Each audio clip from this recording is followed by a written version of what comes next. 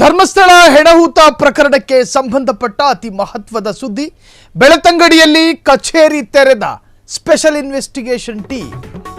Dharmasthala files ಬೆಳತಂಗಡಿಯಲ್ಲಿ ಕಚೇರಿ ತೆರೆದ ಎಸ್ಐಟಿ. ಧರ್ಮಸ್ಥಳಕ್ಕೆ ಹೊರಟ ವಿಶೇಷ ತನಿಖಾ ತಂಡ ಧರ್ಮಸ್ಥಳ ಫೈಲ್ಸ್ ತನಿಖೆಗೆ ತನಿಖಾಧಿಕಾರಿಯಾಗಿ ನೇಮಕ. ಐಪಿಎಸ್ ಅಧಿಕಾರಿ ಜಿತೇಂದ್ರ ಕುಮಾರ್ ದಯಾಮ ನೇಮಕ. ಇನ್ವೆಸ್ಟಿಗೇಷನ್ ಹೇಗೆ ಆರಂಭಿಸಬೇಕು ಎಂಬ ಬಗ್ಗೆ ಸಭೆ ನಡೆಸಿ ರೂಪುರೇಷೆ ಅಂತಿಮವಾಗಿದೆ. ಎಸ್ಐಟಿಗೆ 20 ಅಧಿಕಾರಿಗಳ ನೇಮಕವೂ ಕೂಡ ಆಗಿದೆ.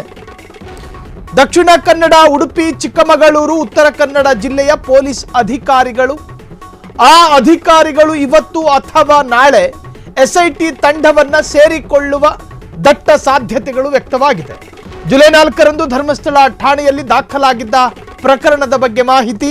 ಎಫ್ಐಆರ್ನಲ್ಲಿ ಹೇಳಲಾಗಿರುವ 98ರಿಂದ 14ರವರೆಗೆ ಏನೇನಾಯಿತು ಎನ್ನುವಂತಹದ್ರ ಬಗ್ಗೆ ಐಪಿಎಸ್ ಡಾಕ್ಟರ್ ಪ್ರಣವ್ ಮೊಹಾಂತಿ ನೇತೃತ್ವದಲ್ಲಿ ತನಿಖೆ ಆರಂಭ.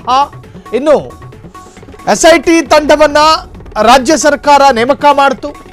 ಹೆಣಹೂತ ಪ್ರಕರಣಕ್ಕೆ ಸಂಬಂಧಪಟ್ಟ ಹಾಗೆ ಧರ್ಮಸ್ಥಳಕ್ಕೆ ಹೋಗಬೇಕು, ಜೊತೆಗೆ ಅದಕ್ಕೆ ಸಂಬಂಧಪಟ್ಟ ಎಲ್ಲ ತರಹದ ಪ್ರಾಥಮಿಕ ಮಹತ್ವದ ಸಾಕ್ಷ್ಯಗಳನ್ನು ಸಂಗ್ರಹಿಸಿಡಬೇಕು. ಅದರಲ್ಲಿ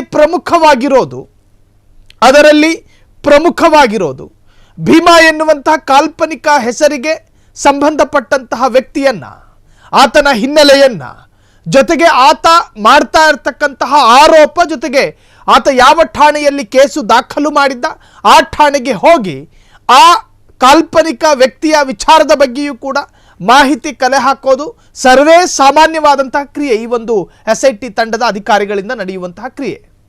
ಸೊ ಅದಾದ ನಂತರ ತಮಗಿರುವ ನಿರ್ದೇಶನದಂತೆ ಅಥವಾ ಕಾನೂನಿನ ಅಡಿಯಲ್ಲಿ ಎಸ್ಐಟಿ ತಂಡದ ಪ್ರಪ್ರಥಮ ಕಾರ್ಯಗಳೇನು?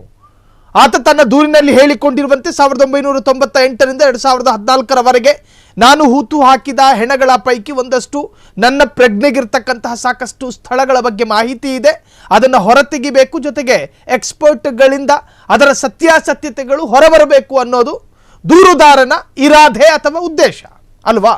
ಸೊ ಇದಕ್ಕೆ ಏನೇನು ಬೇಕು, ಆತನನ್ನು ಯಾವಾಗ ಕರ್ಕೊಂಡು ಹೋಗೋದು, ಮೊದಲು ಯಾವ ಸ್ಥಳಕ್ಕೆ ಕರ್ಕೊಂಡು ಹೋಗೋದು, ಇವೆಲ್ಲವೂ ಸವಾಲಿದು. ಏಕಾಏಕಿ ಒಬ್ಬ ವ್ಯಕ್ತಿ ಬಂದ, ಪ್ರತ್ಯಕ್ಷದರ್ಶಿ ಅನ್ನೋ ತರಹ ಆತ ಸಾಕ್ಷಿ ಹೇಳ್ದ, ನನ್ನನ್ನು ಕರ್ಕೊಂಡು ಹೋಗಿ ಹೇಳ್ತಿದ್ದಾನೆ, ತಕ್ಷಣ ಆತನನ್ನು ಕರ್ಕೊಂಡು ಹೋಗೋದು ಅದು ಸವಾಲು. ಕಾನೂನಿನಲ್ಲಿ ಒಂದು ಚೌಕಟ್ಟಿದ್ದಾವೆ, ಒಂದು ರೀತಿ ರಿವಾಜಿದ್ದಾವೆ.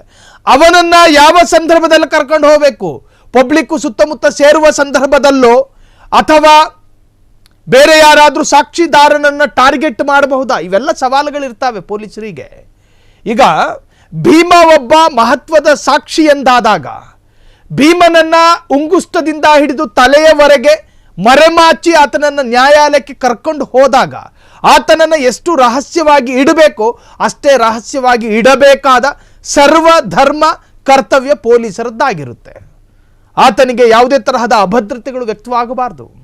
ಆತನನ್ನು ಯಾವಾಗ ಕರ್ಕೊಂಡು ಹೋಗಬೇಕು, ಎಲ್ಲಿ ಕರ್ಕೊಂಡು ಹೋಗಬೇಕು, ಯಾವಾಗ ಹೆಣಹೂತ ಜಾಗವನ್ನು ಅಗಿಬೇಕು, ಯಾರ್ಯಾರ ಸಾನ್ನಿಧ್ಯ ಅಲ್ಲಿರಬೇಕು, ಯಾರ ನೇತೃತ್ವಗಳಿರಬೇಕು, ಇವೆಲ್ಲವೂ ಕೂಡ ಕಾನೂನಿನ ಅಡಿಯಲ್ಲಿ ಒಂದಷ್ಟು ಚರ್ಚೆಗಳಾಗ್ತವೆ. ಆ ಚರ್ಚೆಗಳ ಆಧಾರದಲ್ಲಿ ಸಿಗುವಂತಹ ನಿರ್ದೇಶನದಂತೆ ಪೊಲೀಸರು ಕಾರ್ಯಾಚರಣೆ ಮಾಡ್ತಾರೆ. ಸೊ ಈಗ ಧರ್ಮಸ್ಥಳದಲ್ಲೂ ಒಂದು ಕಚೇರಿ ಬೇಕು, ಹಾಗಾಗಿ ಎಸ್ಐಟಿ ತಂಡದ ಕಚೇರಿಯನ್ನು ತೆರೆಯಲಾಗಿದೆ ಎನ್ನುವಂತಹ ಲೇಟೆಸ್ಟ್ ಅಪ್ಡೇಟ್ಗಳು ಸಿಗ್ತಾ ಇರುವಂತಹದ್ದು.